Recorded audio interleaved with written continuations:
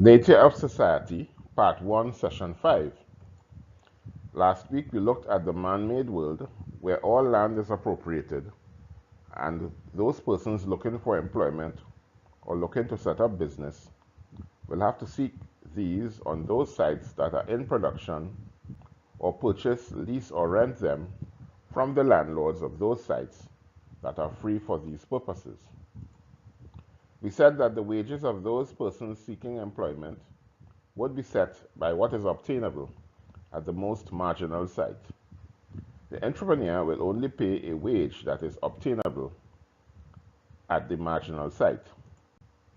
This was depicted as follows. So we have the lands that are all appropriated and the economic product of these sites. The best site having the most economic product and the worst site having the least economic product, and the wages being set throughout the community by what is obtainable at that site that is least productive. What is obtainable at the marginal site, the product, is to be divided between profits and wages. Profits would have a number of claims made of it, and these were listed as taxes, interest, dividends, and profits retained in the enterprise. If the claims of any of these are so large as to render a meager wage, a wage that the worker is unwilling to accept, then the enterprise will go out of production. More will be said on this later.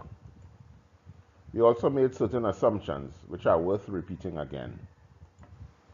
1. Each block column in our profile represents the production profile of the equal skill and effort provided by one man. Continued, that for each site, each equal skill and effort is expended, which produces the varying levels of production from the best sites to the worst sites. The production profile is for all types of human activity: commercial, industrial, agricultural, residential, and recreational. The production profile is depictive of the type of human activity being carried out. Commercial activity yields higher values than do agricultural or industrial. Residential and recreational yield the lowest values. So here is a site of the man-made world that we looked at a couple sessions ago, where man's work on land with the intervention of the conditions at the point of interactions produces the man-made world. In session 2, we introduced the triad, which said that the man-made world was essentially created by a man's work on land, and the type of man-made world created depended upon the conditions at the point of interaction between the man's work on land. As was said earlier, if at the marginal site where common wages are determined, there are conditions that are conducive to minimizing this wage, not only will it affect the type of man-made world created, it will act as a disincentive to production and may render the enterprise unviable. Increases in taxes of all kinds, corporate, VAT, PAYE, will act as a disincentive. Increases in interest rates and payments will render doing business more expensive, will drive up prices, and also drive up the cost of living for the wage earner, increasing wage demands which the enterprise is unable to afford. Conditions which are favorable for business at the margin will cause business to thrive and will lead to an expansion in the economy, which are favorable will lead to business failure and a contraction in the economy. That should be conditions which are not favorable will lead to business failure and a contraction in the economy. The question as to where taxes should be best placed is an important question. The state needs to collect taxes in amounts that can meet its public obligation and it must collect the same in a way that is not deleterious to the economy. Ideally, it should impose taxes in a manner that gives an incentive to produce, that does not provide a disincentive to labor, and is enough to meet public obligations.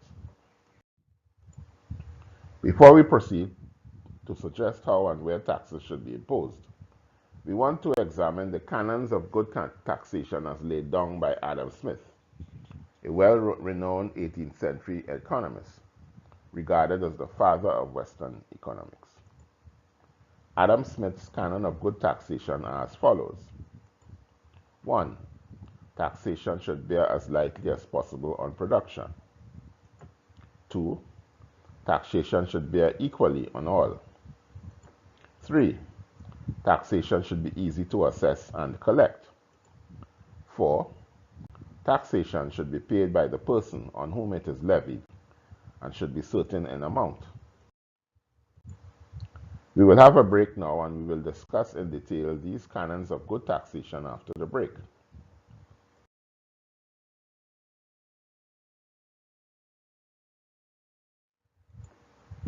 The first canon of good taxation, according to Adam Smith, is taxation should bear as lightly as possible on production. Obviously, taxation which penalizes production must reduce production and thus reduce the yield of the taxes. As we illustrated earlier, taxes which are imposed on wages can have a deleterious effect on the marginal site and can contract the economy. This is not the best place to impose taxes. Taxes should be bear equally on all. This is an elementary principle of justice. There is an ongoing debate in many countries that taxes are not borne equally by income earners.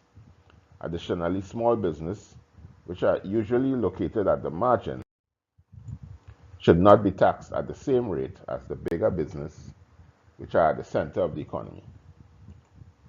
3. Taxes should be easy to assess and collect. Taxes in most Western economies are very often difficult to assess and collect, and often involve the state in considerable expense, and this reduces the net yield of taxes.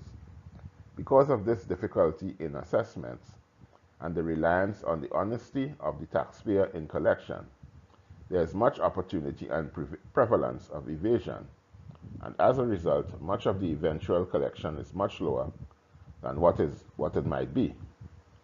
An easier way must be found to assess and collect taxes if the state is to meet its public service obligations. 4. Taxation should be paid by the person on whom it is levied. When the entrepreneur who actually remits taxes to the state is able to pass these taxes on to others by way of increased prices, the result is that the ultimate payer pays considerably more than the actual tax imposed in the first place. What is more astounding is that it is more difficult to determine who is in fact paying the tax, and it is very likely that the taxation will be paid by those least able to bear it. Taxation should be certain in amount.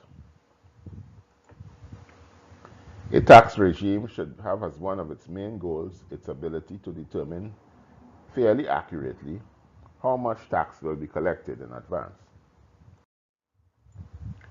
of receipt of revenue. Of greater importance, and ideally in a successful tax regime, the taxpayer should know in advance what is his liability for any period. These two ideals would go a long way in creating a much more harmonious situation in the economy. Next week, we will look at the system prescribed by Adam Smith and recommended by other great economic scientists that will embody these canons. During the week, have a look at the impact of the current tax regime in force today in your own country. Make your observations and come back next week with them, and let's discuss. In closing, let us hear again an excerpt from Emil Wolf and John D. Allen towards a new economic technology with respect to taxation.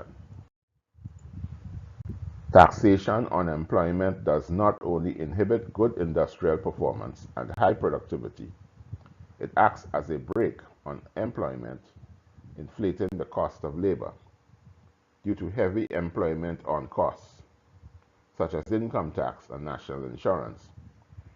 Many less profitable locations have become uneconomic to work, leading to a contraction of employment. This contraction of employment is seen working strongly in the service industries, where the tendency is to eliminate employment as far as possible. This trend has led to rapid growth of self-service in restaurants, hotels, filling stations, and supermarkets. At a time of recession, this underlying restriction on employment shows itself as a steep rise in unemployment, creating an onerous charge on the exchequer. When these charges are met by borrowing at high rates of interest due to the shortfall of tax revenue, the stage is set for economic collapse because of the industry's inability to carry the simultaneous burden of high taxation and high interest rates. The system of taxation must lie at the heart of the matter. By now, the syndrome is familiar. High levels of taxation, leveled with little regard to taxable capacity, are forcing more and more productive efforts onto the margin, where they are under constant threat of being pushed over the precipice of bankruptcy.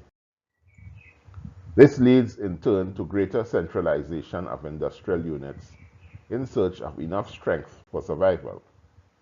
Inevitably, the weaker units depend increasingly on the state for grants, loans, subsidies, and so-called incentives. In extreme cases, a total takeover or effective backdoor nationalization is the only remedy. In this strange cycle, mounting costs of state intervention and handouts are funded out of ever-rising taxes, whose impact necessitates still more intervention. What is needed, and needed urgently, is the establishment of an objective relationship between the government's requirements, taxation, and the capacity of productive units to meet these requirements. Next week, we will consider this issue further.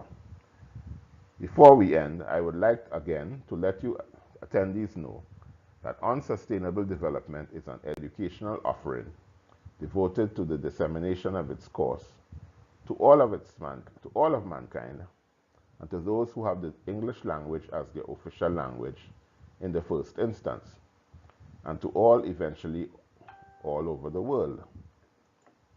To make this possible, and because we do not charge a fee for this dissemination, we rely wholeheartedly on monetary donations to meet the cost of achieving these goals.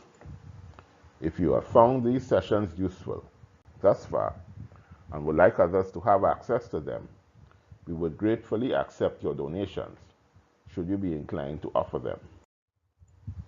You can send donations to our PayPal account at the email address notebroker2001@yahoo.com. Thank you for your kind gesture. As indicated before, you can communicate with us by going to our Facebook page on Sustainable Development, or our website unsustainabledevelopment.com, or our YouTube channel, Balancing the Economy. We will respond to all your comments and questions. You can also subscribe to our YouTube channel. Press the alert button to get notices that our latest session has been posted. All sessions are